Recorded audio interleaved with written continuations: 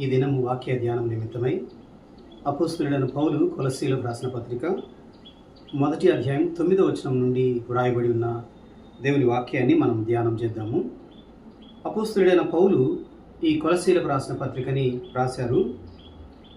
కొలసీ పట్టణంలో సంఘాన్ని పౌలు గారు స్థాపించలేదు, కానీ ఎపఫ్రా అనేటువంటి ఒక విశ్వాసి కొలసీ పట్టణంలో సంఘాన్ని స్థాపించినట్లుగా నేను మీకు తెలియజేశాను. ఆయన ఆ పట్టణంలో పౌలు గారి ద్వారా వాక్యాన్ని విని యేసుప్రభు వారిని అంగీకరించినటువంటి ఎపఫ్రా గారు ఈ కొలసీ పట్టణంలో సంఘాన్ని స్థాపించినట్లుగా మనం చూస్తాం. అక్కడ ఉన్నటువంటి పరిస్థితుల గురించి ఎపఫ్రా పౌలు గారికి రోమా చెరసాలలో హౌస్ అరెస్ట్లో ఉన్నటువంటి పౌలు గారికి కొలసీ పట్టణంలో ఉన్నటువంటి పరిస్థితుల గురించి ఆయన తెలియజేసినప్పుడు వాటన్నిటికీ పరిష్కారాన్ని తెలియజేస్తూ కొలసీ పట్టణంలోని సంఘమునకు ఈ యొక్క లెటర్ని పౌలు గారు రాసినట్లుగా మనం చూస్తుంటున్నాం. వారి కొరకు ప్రార్థన చేయడము, వారు ఏ విషయాల్లో అయితే వెనుకబడి ఉన్నారో వాటిని గురించి ఆయన వారిని ఎంకరేజ్ చేస్తూ అనేక విషయాలు వాళ్ళకు తెలియజేస్తూ ఈ యొక్క పత్రికను వ్రాయడాన్ని మనము గమనిస్తుంటున్నాము. కొలస్సీలకు రాసిన పత్రిక 1వ అధ్యాయము 9వ వచనం నుండి మనం చూద్దాము. అందుచేత ఈ సంగతి వినిన నాటి నుండి మేమును మీ నిమిత్తము ప్రార్థన చేయుట మానక మీరు సంపూర్ణ జ్ఞానమును ఆత్మ సంబంధమైన వివేకమును గలవారును ఆయన చిత్తమును పూర్ణముగా గ్రహించిన వారునై ప్రతి సత్కార్యములో సఫలులగుచు దేవుని విషయమైన జ్ఞానమందు అభివృద్ధి పొందుచు అన్ని విషయములలో ప్రభువును సంతోషపెట్టునట్లు ఆయనకు తగినట్లుగా నడుచుకొనవలెననియు ఆనందముతో కూడిన పూర్ణమైన ఓర్పును దీర్ఘశాంతమును కనుగొనుచున్నట్లు ఆయన మహిమా శక్తిని బట్టి సంపూర్ణ బలముతో బలపరచబడవలెననియు తేజోవాసులైన పరిశుద్ధుల స్వాస్థ్యములో పాలివార మగుటకు మనలను పాత్రులుగా చేసిన తండ్రికి మీరు కృతజ్ఞతాస్తుతులు చెల్లింపవలెననియు దేవుని బతిమాలుచున్నాను. పౌలు గారు ఈ కొలసీ పట్టణంలోని విశ్వాసుల కొరకై ఆయన ప్రార్థన చేస్తున్నట్లుగా, ఆయన ఏ ఏ విషయాల గురించి ప్రార్థన చేస్తున్నాడో అవి కూడా చాలా స్పష్టంగా స్పెసిఫిక్గా ఆ ప్రార్థన అంశాలన్నీ కూడా పౌలు గారు ఇక్కడ తెలియజేస్తున్నట్లుగా మనం గమనిస్తుంటున్నాం. ప్రార్థన అనేటువంటిది యేసు ప్రభు వారి యందు విశ్వాసం ఉంచిన ప్రతి ఒక్కరికి కూడా చాలా ప్రాముఖ్యమైనటువంటిదిగా ఉంది అన్న విషయాన్ని మనం గమనిస్తాం. పౌలు గారు రాసినటువంటి పత్రికలన్నిటిలో కూడా ఆయన ప్రార్థన చేయడము, అక్కడున్న విశ్వాసుల్ని ఉద్దేశించి వారి కొరకై విజ్ఞాపన చేయడము, ప్రార్థన చేయడం అనేటువంటిది మనము అన్ని పత్రికల్లో కూడా చూస్తాము. అంటే ప్రార్థన చేయడం ద్వారా మనము ఆశ్రయిస్తున్నాము, లేదా దేవుని మీద ఆధారపడుతున్నాము అన్న విషయాన్ని మనము దేవునికి తెలియజేస్తున్నాము. దేవుడు అన్నీ ఎరిగినటువంటి వాడు అయి ఉన్నప్పటికీ కూడా మన యొక్క విన్నపాలు ఆయనకు తెలియజేయడం ద్వారా దేవుని యొక్క అధికారానికి, ఆయన యొక్క సార్వభౌమ చిత్తమునకు మనల్ని మనము అప్పగించుకుంటున్నాము అన్న విషయాన్ని మనము తెలియజేస్తుంటున్నాము. దేవా, నీవే నా ఆధారము, నీవే నాకు సహాయం చేయాలి అని మనం దేవుని మీద ఆధారపడుతున్నామన్న విషయము మనం చేస్తున్న ప్రార్థన అది తెలియజేస్తుందన్న విషయాన్ని మనం గమనించాలి.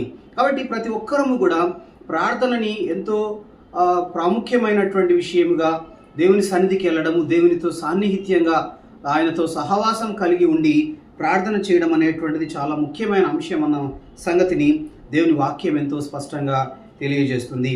ఇక్కడ పౌలు గారు ఈ కొలసీ సంఘములోని విశ్వాసుల కొరకై అనేక అంశాలని ఆయన ఊరికి నేను మీకోసం ప్రార్థన చేస్తున్నాను అని చెప్పడం లేదు, కానీ ఏ ఏ విషయాల గురించి వాళ్ళు ఏ విధంగా ప్రభులో ఎదిగే వారుగా ఉండాలా, ప్రభులో విశ్వాసంలో ఏ విధంగా అభివృద్ధి చెందాలనో చాలా స్పెసిఫిక్గా పౌలు గారు ఇక్కడ ప్రార్థన విన్నపాలని, వాళ్ళ కోసం ఏ ఏ విషయాల కొరకైతే ప్రార్థన చేస్తున్నాడో ఆ అంశాలను ఇక్కడ ఆయన తెలియజేస్తున్నట్లుగా మనం గమనిస్తుంటున్నాము. ఇక్కడ ఆయన ఉపయోగిస్తున్నటువంటి కొన్ని పదాలని మనం గమనించినట్లయితే జ్ఞానము అనేటువంటి మాట, వివేకము అనేటువంటి మాట, ఈ విధంగా అన్ని సంగతులు గ్రహించిన వారునై ఉండాలి. ఈ యొక్క టర్మినాలజీ అంతా కూడా ఈ యొక్క కొలసీ సంఘములోని విశ్వాసుల్ని ఇబ్బంది పెడుతున్నటువంటి ఒక గ్రూప్ ఏదైతే ఉందో, నాస్టిసిజం అనేటువంటి గ్రూపు, ఈ యొక్క అంశాలని పదే పదే వాళ్ళు ప్రస్తావించేటువంటి వారుగా ఉన్నారు. వాళ్ళు చాలా జ్ఞానవంతులైనటువంటి వారుగా, దేవుని గురించి అనేకమైనటువంటి సంగతులు ఎరిగినటువంటి వారుగా మేము ఉన్నాము అని తమను తాము ప్రొజెక్ట్ చేసుకుంటున్నటువంటి వారుగా ఉన్నారు.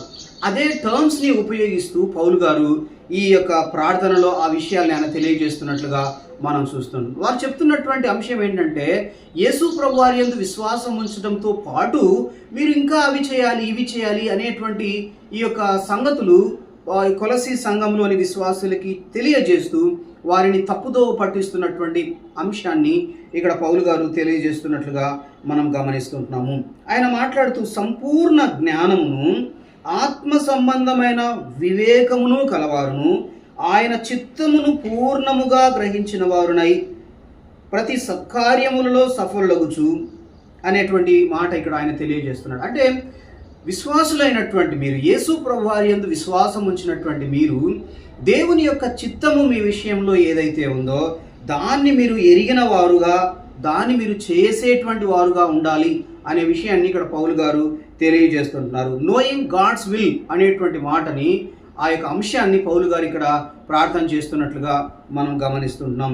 యేసు ప్రభువారి యందు విశ్వాసం ఉంచిన ప్రతి ఒక్కరు కూడా మన విషయంలో దేవుని చిత్తం ఏమై ఉంది అన్న విషయాన్ని తెలుసుకోవలసినటువంటి వారుగా, దానిని చేయడం కొరకై మనం ప్రయాసపడవలసినటువంటి వారుగా ఉన్నామన్న సంగతిని దేవుని వాక్యం మనకెంతో వివరంగా తెలియజేస్తుందని మనం చూస్తాం. అపోస్తలుడైన పౌలు గారు యేసు ప్రభువారి యందు విశ్వాసం ఉంచినప్పుడు ఆయనని ఆ యొక్క దమస్కు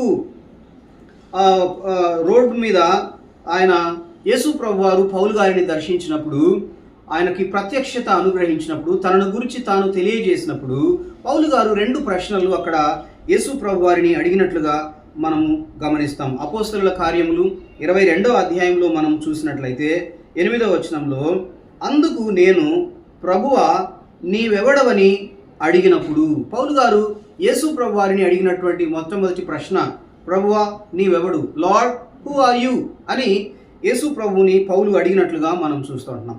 2వ ప్రశ్న ఆయన అడిగినటువంటిది 10వ వచనంలో, అప్పుడు నేను ప్రభువా నేనేమి చేయవలెనని అడుగగా, ప్రభువా నేనేం చేయాలి, నా విషయంలో నీ చిత్తం ఏంటి ప్రభువా అని పౌలు అడిగినట్లుగా మనం ఇక్కడ చూస్తుంటున్నాం. సో ఆయన చిత్తాన్ని ఎరిగినటువంటి వారుగా పౌలు గారు జీవితం అంతా కూడా దేవుని యొక్క చిత్తాన్ని నెరవేర్చడం కొరకై ఎంతో ప్రయాసని, వ్యయాన్ని ఆయన అనుభవించినటువంటి వాడుగా, శ్రమను, హింసను అనుభవించినటువంటి వాడుగా, దేవుని చిత్తాన్ని జరిగించడం కొరకై ఆయన ప్రయాసపడినటువంటి వారుగా ఉన్నారన్న విషయాన్ని మనం గమనిస్తాం. యేసు ప్రభువారి యందు విశ్వాసం ఉంచిన మనందరి విషయంలో దేవుని యొక్క చిత్తము నా విషయంలో ఏమి అయ్యింది అన్న విషయాన్ని తెలుసుకోవలసినటువంటి ఆ యొక్క అవసరత ప్రతి ఒక్కరికి ఉందన్న విషయాన్ని మనం గమనించాలి. దేవుని వాక్యంలో మన జీవితంలో దేవుని చిత్తం ఏమై ఉంది అన్న విషయాన్ని ఆయన స్పష్టంగా తెలియజేశాడు. అంటే అది మన డే టు డే లైఫ్కి సంబంధించింది కావచ్చు, లేకపోతే మన లైఫ్ అంతటి విషయంలో దేవుని చిత్తం ఏమై ఉంది అన్న విషయాన్ని మనం తెలుసుకోవడానికి అది మనకు ఉపయోగపడుతుంది.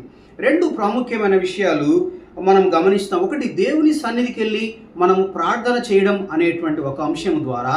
రెండవది, దేవుని సన్నిధిలో మనం దేవుని వాక్యాన్ని చదవడం ద్వారా మన విషయంలో దేవుని చిత్తం ఏమై ఉంది అన్న విషయాన్ని మనం తెలుసుకోవడానికి పరిశుద్ధాత్మ దేవుడు మనకు సహాయం చేసేవాడుగా ఉంటాడన్న విషయాన్ని మనం గమనించాలి.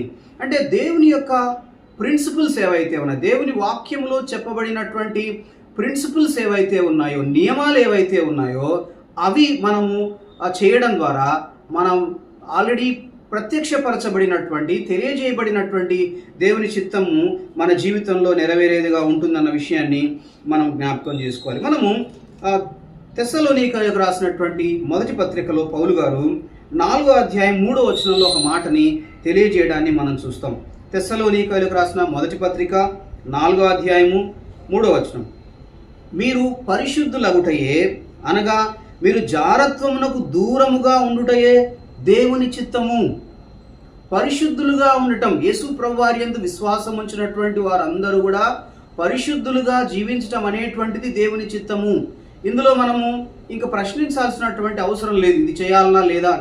పరిశుద్ధంగా జీవించటం అనేటువంటిది మన విషయంలో దేవుని చిత్తము. ఈ విధంగా మనం దేవుని వాక్యాన్ని చదువుతున్నప్పుడు దేవుడు ఆల్రెడీ మనకు రాసి ఉంచినటువంటి ప్రిన్సిపల్స్ ఏవైతే ఉన్నాయో వాటికి లోబడి జీవించడం ద్వారా మనం దేవుని చిత్తాన్ని నెరవేర్చే వారంగా ఉంటామన్న సంగతిని మనం జ్ఞాపకం చేసుకోవాలి. కాబట్టి పౌలు గారు వీరు దేవుని చిత్తాన్ని ఎరిగిన వారుగా ఉండాలని, అది జరిగించేటువంటి వారుగా ఉండాలని వారి కోసం ప్రార్థన చేస్తున్నట్లుగా మనం చూస్తాం.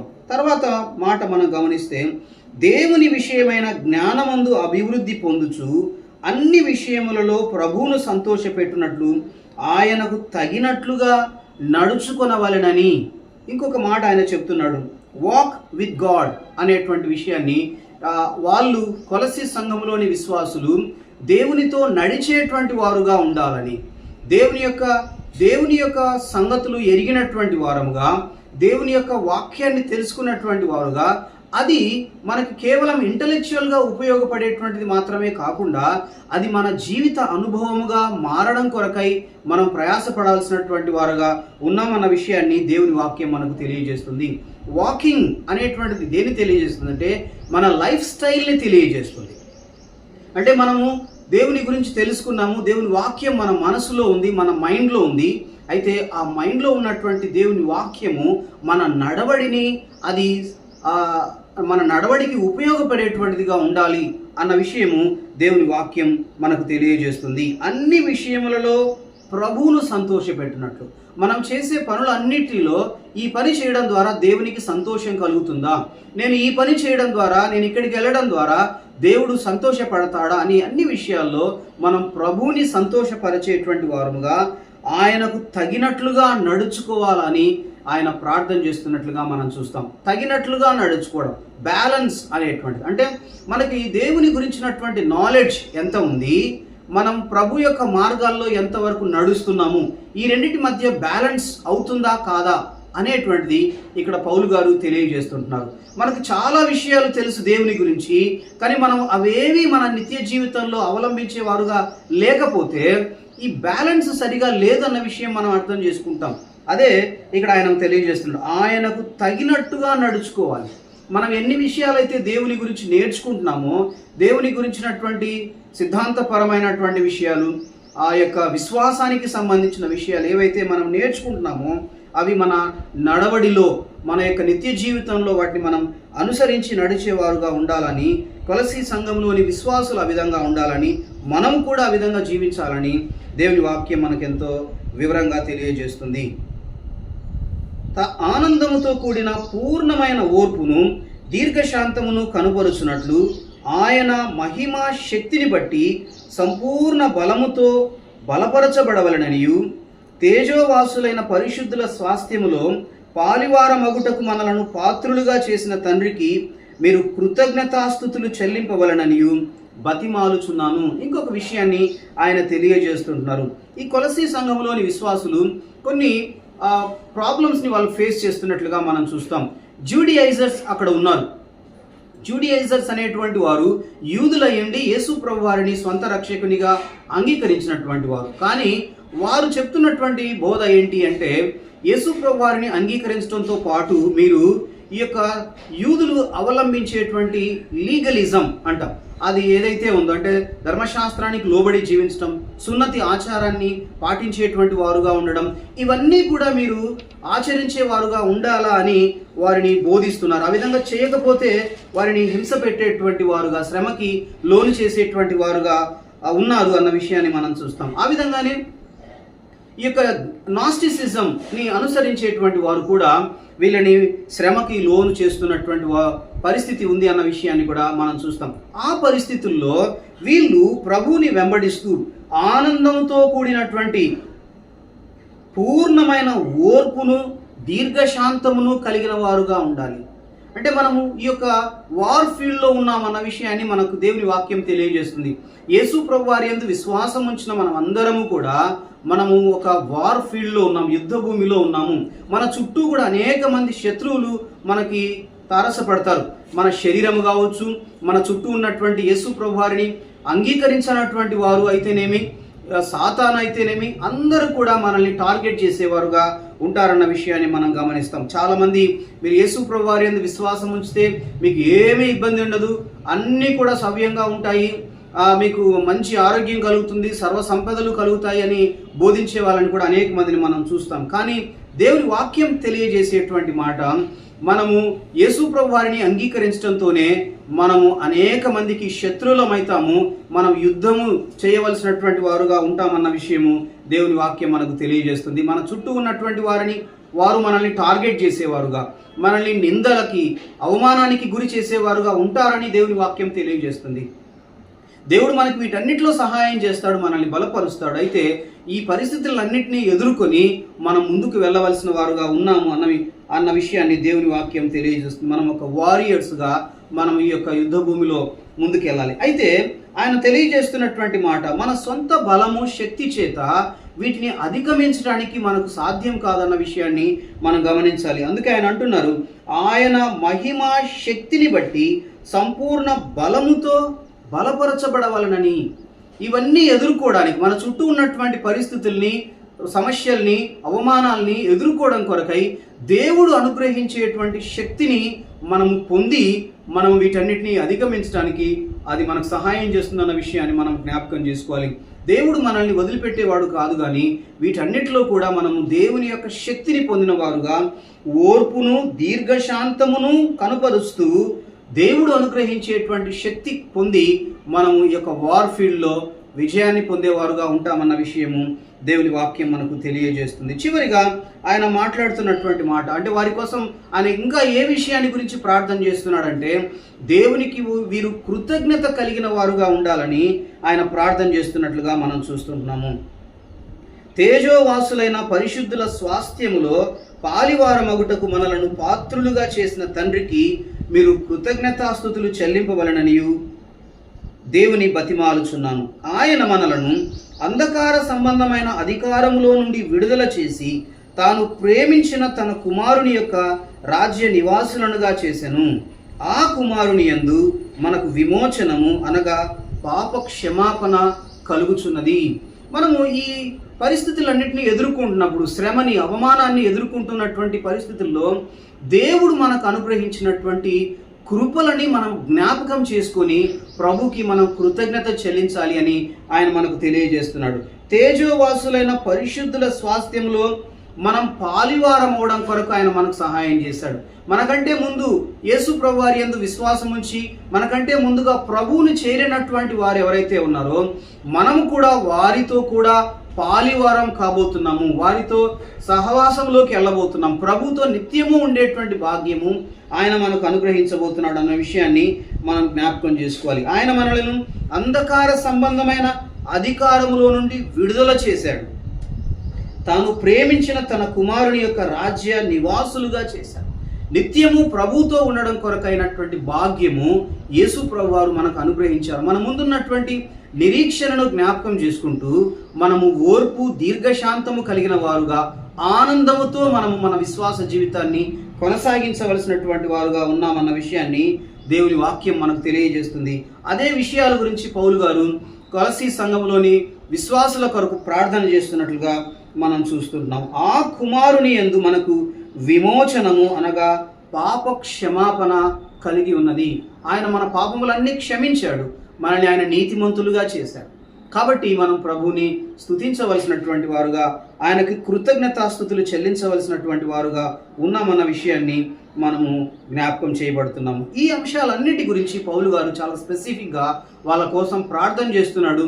అదే అంశాలు ఈ రోజుల్లో మన జీవితాలకి కూడా అవి అవసరమయ్యేటువంటివిగా మనం కూడా ఈ యొక్క ప్రార్థన విన్నపాలని బట్టి మనం కూడా మన వ్యక్తిగత జీవితాల్లో ఈ అంశాల గురించి మనం ప్రార్థన చేసుకుంటూ ముందుకు వెళ్ళవలసినటువంటి వారుగా ఉన్నామన్న విషయాన్ని మనం జ్ఞాపకం చేసుకోవాలి. 15వ వచనం నుండి 20 వచనాల వరకు ఉన్నటువంటి భాగంలో యేసు ప్రభు వారి గురించినటువంటి ఆయన దైవత్వాన్ని గురించినటువంటి విషయాలు ఇక్కడ పౌలు గారు తెలియజేస్తున్నట్లుగా మనం చూస్తాం. ఈ నాస్టిసిజం అనుసరించేటువంటి వాళ్ళు ఎవరైతే ఉన్నారో వాళ్ళు యేసు ప్రభు వారి యొక్క దేవత్వాన్ని వాళ్ళు అంగీకరించేవారుగా లేరు. యేసు ప్రభు వారు కేవలము దేవునిలో నుండి ఒక ఎమినేషన్ అయి ఉన్నారు. ఆయనలో నుండి ఒక శక్తి వచ్చి ఈ సృష్టి అంతా కలుగజేసింది. ఆయన కేవలము యేసు ప్రభు వారిలో నుండి వచ్చినటువంటి ఒక ఎమినేషన్ అనేటువంటి ఒక భాగము లేదా ఒక పవర్ అనేటువంటి మాటని తెలియజేస్తూ వీరిని కన్ఫ్యూజ్ చేస్తూ ఇబ్బందికి లోను చేస్తున్నటువంటి పరిస్థితుల్లో యేసు ప్రభు వారు ఆయన దేవత్వాన్ని గురించి, ఆయన శక్తిని గురించి ఇక్కడ పౌలు గారు తెలియజేస్తున్నట్లుగా మనం చూస్తుంటున్నాం. 15వ వచనం మనం గమనిస్తే, ఆయన అంటే యేసు ప్రభు వారు అదృశ్య దేవుని స్వరూపి అయి సర్వ సృష్టికి ఆది సంభూతుడై ఉన్నాడు.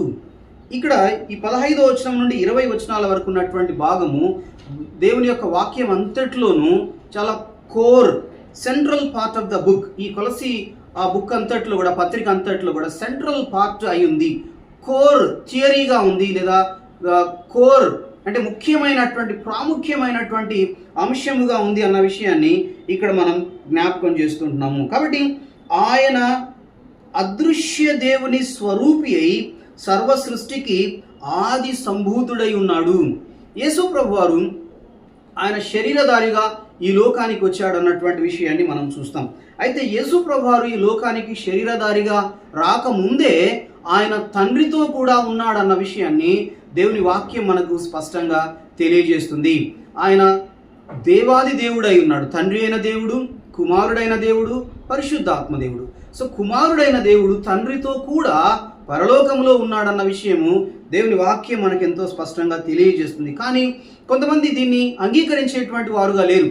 ముఖ్యంగా ఇక్కడ ఆయన సర్వ సృష్టికి ఆది సంభూతుడై ఉన్నాడు అని తెలియజేయబడుతున్నప్పుడు కొంతమంది దీన్ని అంగీకరించేటువంటి వారుగా లేరు అన్న విషయాన్ని మనం చూస్తాం. వాళ్ళు చెప్తున్నటువంటి ఒక కారణం ఏంటంటే, తండ్రి అయినటువంటి దేవుడు కుమారుడైనటువంటి దేవుడిని క్రియేట్ చేశాడు, కుమారుడైనటువంటి దేవుడు ఈ సృష్టిని అంతటిని క్రియేట్ చేశాడు అనేటువంటి తప్పుడు బోధని వాళ్ళు చేస్తూ ఉన్నటువంటి వారుగా ఉన్నారు. యేసు ప్రభువారు క్రియేట్ చేయబడినటువంటి వ్యక్తి కాదు. ఆయన హీఈస్ ద క్రియేటర్ అన్న విషయాన్ని మనము స్పష్టంగా అర్థం చేసుకోవాలి.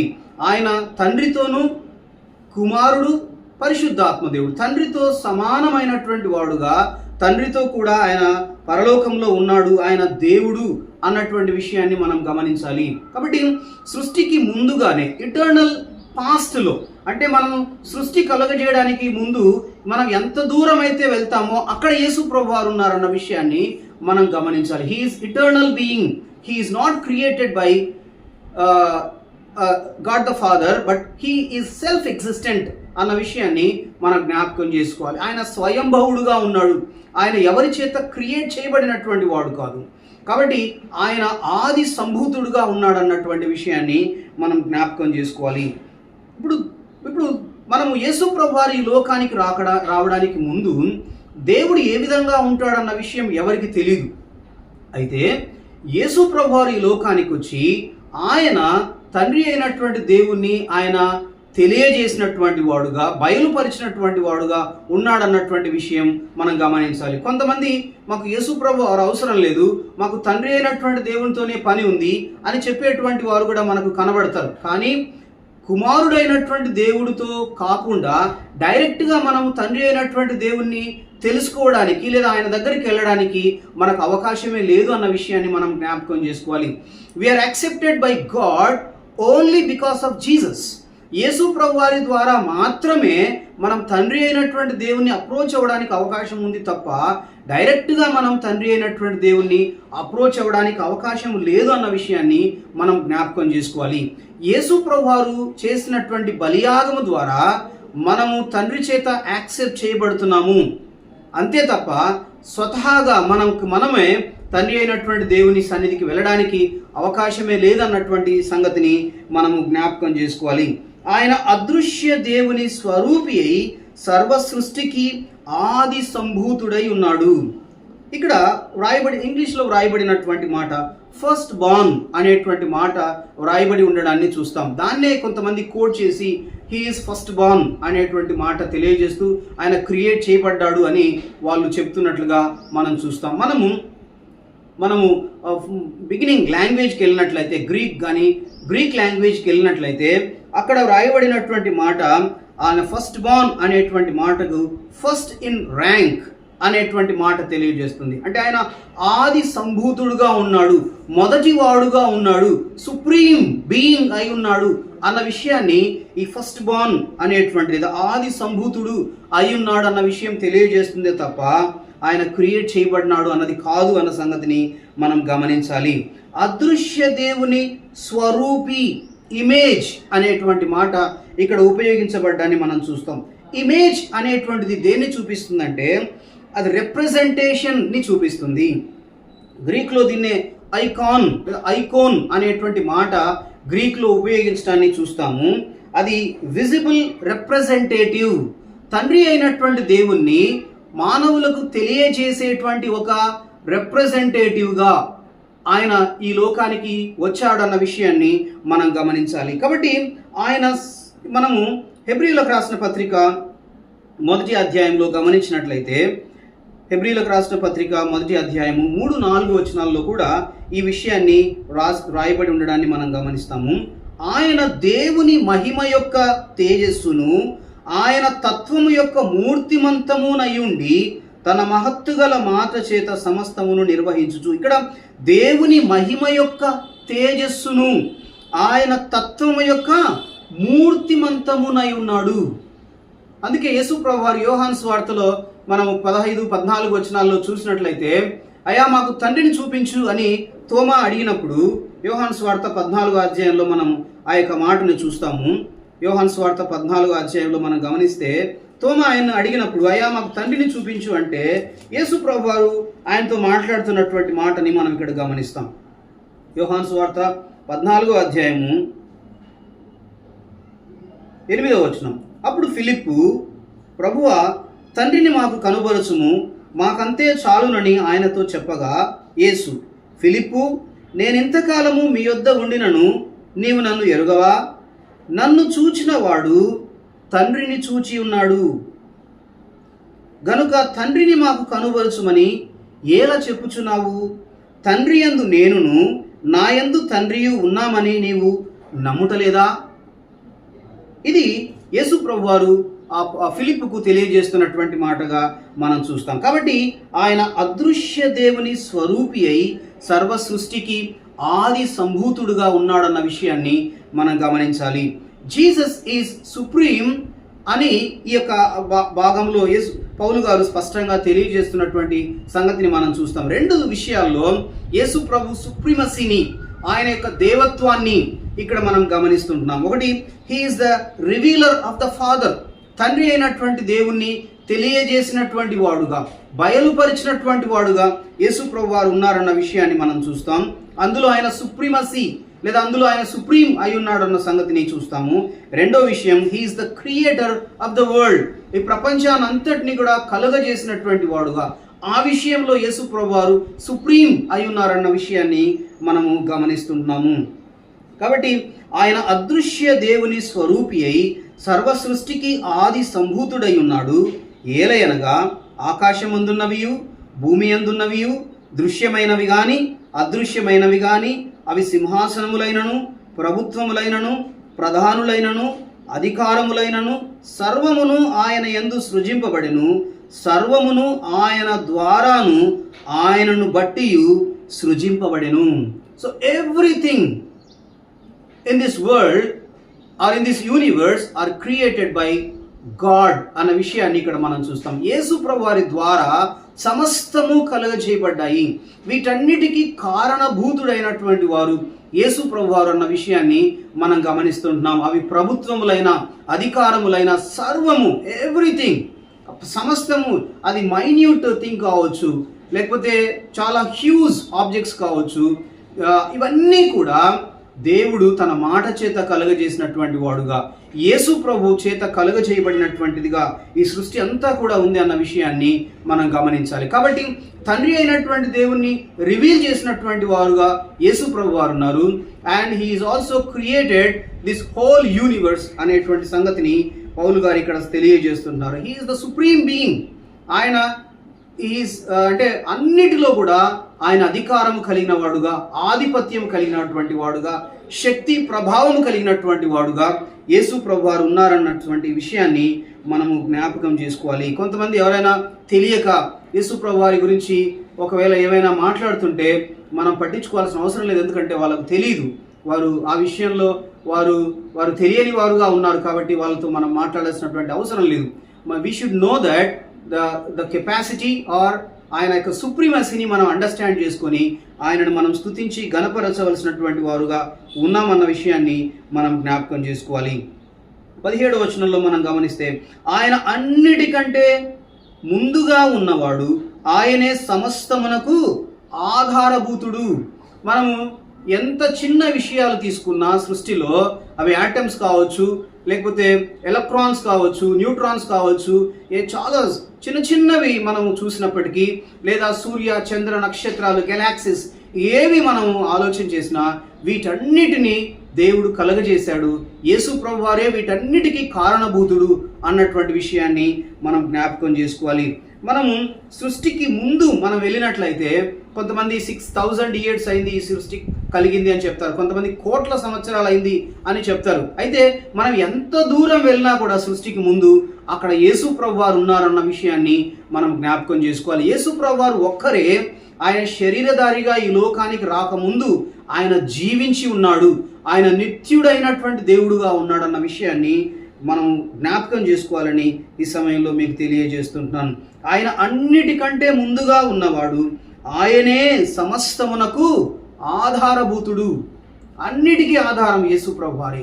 ఈ భూమి మీద ఉన్నటువంటి ప్రపంచంలో ఉన్నటువంటి రాజ్యాలు ఎన్నైతే ఉన్నాయో వాటన్నిటి మీద అధిపతులు ఎంతమంది అయితే ఉన్నారో వాళ్ళందరికీ యేసు ప్రభు వారు అధిపతిగా ఉన్నాడు. హీ సుప్రీం అధిపతి అన్న విషయాన్ని మనం జ్ఞాపకం చేసుకోవాలి. ఆయనకు పైన ఉన్నటువంటి వారు ఇంకా ఎవరు లేరు. సమస్తమైన అధికారం కంటే, శక్తి కంటే, ప్రభావం కంటే యేసు ప్రభువారు అత్యున్నతుడుగా ఉన్నాడన్న సంగతిని మనం జ్ఞాపకం చేసుకోవాలని మీకు నేను తెలియజేస్తున్నాను. 18వ వచనంలో, సంఘము అను శరీరమునకు ఆయనే శిరస్సు, ఆయనకు అన్నిటిలో ప్రాముఖ్యము కలుగు నిమిత్తము ఆయన ఆది అయి ఉండి మృతులలో నుండి లేచుటలో ఆది సంభూతుడాయను. ఆయన శరీరధారిగా ఈ లోకానికి వచ్చాడు. యోహాను సువార్త 1వ అధ్యాయం 14వ వచనంలో ఆ విషయం మనకు రాయబడి ఉంది. ఆయన శరీరధారిగా వచ్చి ఆయన ధర్మశాస్త్రాన్ని అంతటినీ నెరవేర్చిన వాడుగా ఉన్నాడు. మన మీద ఉన్న శాపము, పాపము అదంతా కూడా తీసివేసినటువంటి వారుగా యేసు ప్రభు వారు ఉన్నారు. అంతేకాదు ఆయన మృతి పొందారు, 3వ దినాన తిరిగి లేచినటువంటి వారుగా ఉన్నారన్న విషయాన్ని మనం గమనిస్తాం. మనము గమనిస్తే దేవుని వాక్యంలో పాత నిబంధనలో కావచ్చు, కొత్త నిబంధనలో కావచ్చు, యేసు ప్రభు వారి కంటే ముందు మృతి చెంది తిరిగి లేచినటువంటి వారు ఉన్నారు. కానీ మన పాప పరిహారము కొరకై మృతి పొంది తిరిగి లేచినటువంటి వారు యేసు ప్రభు వారు ఒక్కరే అన్నటువంటి విషయాన్ని మనం గమనిస్తాం. ఆయన ఆది సంభూతుడై ఉన్నాడు. మృతులలో నుండి లేచుటలో కూడా ఆయన ఆది సంభూతుడుగా ఉన్నాడు. ఈ సృష్టి కలుగజేయడంలో ఆయన ఆది సంభూతుడుగా ఉన్నాడు. అంతేకాదు మరణాన్ని జయించి తిరిగి లేవటంలో కూడా యేసు ప్రభు వారు ఆది సంభూతుడుగా ఉన్నాడన్న విషయాన్ని మనం గమనించాలి. 19-20 వచనాల్లో, ఆయన యందు సర్వ సంపూర్ణత నివసింపవలనని ఆయన శిలువ రక్తము చేస సంధి చేసి ఆయన ద్వారా సమస్తమును, అవి భూలోకమందున్నవైనను పరలోకమందున్నవైనను, వాటన్నిటినీ ఆయన ద్వారా తనతో సమాధానపరుచుకోనవలనని తండ్రి అభీష్టమాయను. కాబట్టి యేసు ప్రభు వారు మనకి తండ్రికి ఆయన సంధిని ఏర్పాటు చేసినట్లుగా ఉన్నాడు. మనమందరం కూడా, మానవులందరూ కూడా దేవుని యొక్క శిక్ష కింద, దేవుని యొక్క ఉగ్రత కింద ఉన్నారన్న విషయాన్ని మనం గమనించాలి. దేవుని యొక్క ధర్మశాస్త్రానికి విధేయత చూపించకపోవడం ద్వారా మానవులందరూ కూడా దేవుని యొక్క శిక్ష కింద ఉన్నారు. దేవుని యొక్క ఉగ్రత మానవులందరి మీద ఉంది అన్న విషయాన్ని మనం గమనించాలి. అయితే యేసు ప్రభు వారు మన నిమిత్తమై ఈ లోకానికి వచ్చి ఆయన ధర్మశాస్త్రాన్ని అంతటినీ నెరవేర్చిన వాడుగా ఉన్నాడు. ధర్మశాస్త్రంలో రాయబడిన ప్రతిదీ కూడా ఒక పొల్లు అయినను సున్నా అయినను తప్పిపోకుండా ప్రతి అంశాన్ని యేసు ప్రభు వారు తన జీవితంలో నెరవేర్చినటువంటి వాడుగా ఉన్నాడు. అంతేకాదు ఆయన మృతి చెందారు, ఆయన పాతిపెట్టబడి 3వ దినాన తిరిగి లేచారు. కాబట్టి యేసు ప్రభు ద్వారా మనం శాపం నుండి విడిపించబడ్డానికి, ఆ యొక్క శిక్ష నుండి, దేవుని యొక్క శిక్ష నుండి, దేవుని యొక్క ఉగ్రత నుండి మనం విడుదల పొందడానికి యేసు ప్రభు వారే మనకు కారణం అన్న విషయాన్ని మనం గమనించాలి. ఎవరైతే యేసు ప్రభు వారి యందు విశ్వాసం ఉంచుతారో వారి మీద ఉన్న దేవుని యొక్క శిక్ష, దేవుని ఉగ్రత అంతా కూడా తీసివేయబడి పాప క్షమాపణ కలుగుతుంది. అది యేసు ప్రభు వారి ద్వారా మాత్రమే సాధ్యమవుతుంది అన్న విషయాన్ని మనము జ్ఞాపకం చేసుకోవాలి. కాబట్టి యేసు ప్రభు వారు సమస్తములో ఆయన ఆది సంభూతుడుగా ఉన్నాడు. He is supreme in revealer of the father and he is supreme in creation of the world. దేవుని యొక్క సృష్టిని కలుగజేయడంలో ఆయన సుప్రీం అయి ఉన్నారు. తండ్రి అయినటువంటి దేవుణ్ణి బయలుపరచడంలో కూడా యేసు ప్రభు వారు సుప్రీం అయి ఉన్నారు అన్న విషయాన్ని మనము గమనిస్తుంటున్నాము. కాబట్టి ఈ సమయంలో ఈ మాటలు వింటున్నటువంటి మీరు ఇంకా ఎవరైనా యేసు ప్రభు వారి యందు విశ్వాసం ఉంచకపోతే, యేసు ప్రభు వారు మన పాపముల నిమిత్తమై ఆయన ధర్మశాస్త్రాన్ని నెరవేర్చిన వాడుగా, మృతి పొంది తిరిగి లేచినటువంటి వారుగా ఉన్నారు. యేసు ప్రభువునందు విశ్వాసం ఉంచడం ద్వారా మన పాపములన్నీ క్షమించబడి, దేవుని ఉగ్రత నుండి మనం తప్పించబడి, మనం నిత్య జీవానికి పాత్రులమవుతామన్న విషయాన్ని నేను మీకు ప్రేమతో తెలియజేస్తున్నాను. ప్రభువా, నా పాపములన్నీ క్షమించు, నన్ను నీ బిడ్డగా అంగీకరించు ప్రభు అని మీరు చిన్న ప్రార్థన చేయడం ద్వారా, యేసు ప్రభునందు విశ్వాసం ఉంచడం ద్వారా మీ మీద ఉన్న శిక్ష, శాపము తొలగించబడి మీరు పరలోకానికి వారసులు అవుతారని నేను మీకు ప్రేమతో తెలియజేస్తుంటున్నాను. మీరు ఆ విధంగా చేయాలని నేను మీకు మనవి చేస్తుంటున్నాను. Thank you.